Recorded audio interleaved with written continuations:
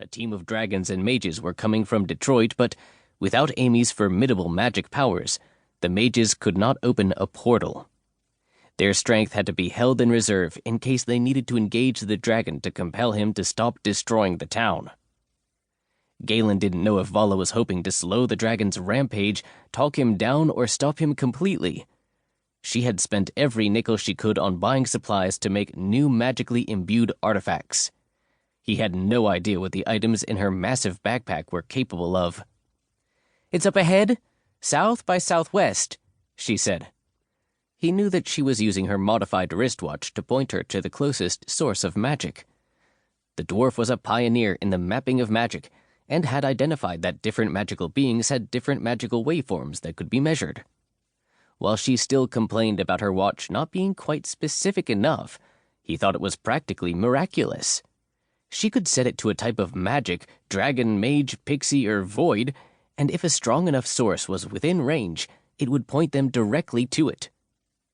As soon as they'd left Cranbook, she had tuned it to dragon and compensated for his signature, which he thought was amazing, and used it to direct them over the repetitive landscapes of pines and snow.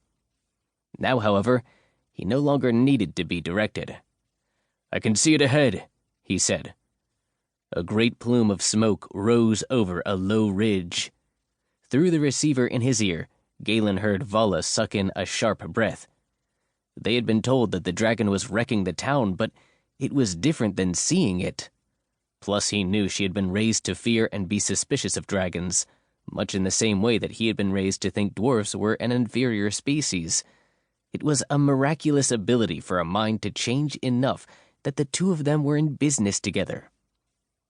They crossed a small ridge, and the pine trees gave way to a town, or what was left of one.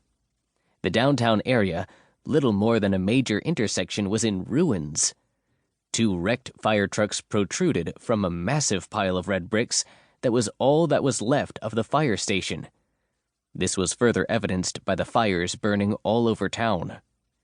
Galen grimaced when an older-looking, stately building collapsed into a giant plume of fire.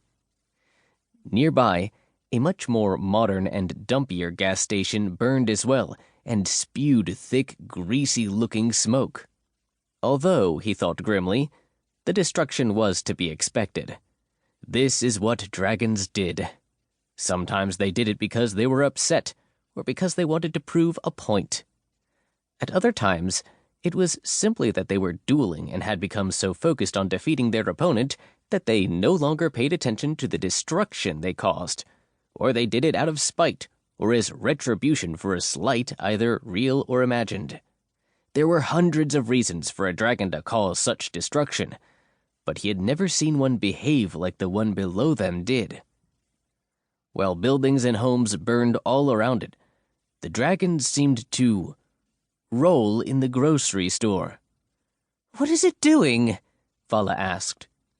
Galen wished he had an answer. The dragon drove his horns into the refrigeration section of a grocery store, the roof was long gone, and knocked the freezers over. He rubbed his face through the frozen pizzas before he flipped and wiggled his back in the frozen fruit to make the world's biggest smoothie. A moment later, he righted himself and dripped mashed fruit from his back as he sniffed and lumbered toward the dairy in the back of the store. Without a pause, the beast plowed his face through the glass doors that protected the milk, yogurt, and butter from the warmth of the store.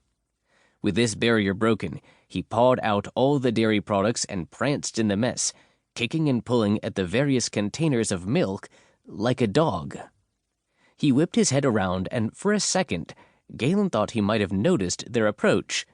Instead, his extremely dilated pupils, even from a distance he could see his eyes were almost completely black, focused on a stacked display of 12 packs of soda that likely promoted an upcoming sports game. The beast crouched, moved toward the display, wiggled its hips like a kitten hunting a ball of yarn, and pounced on the cans. Carbonated sugar water sprayed everywhere. He seemed to take great delight in this, and splashed and thrashed in his soda shower. "I think I can defeat him," Galen said. "He's bigger than me, but he's very distracted." Which means he's not a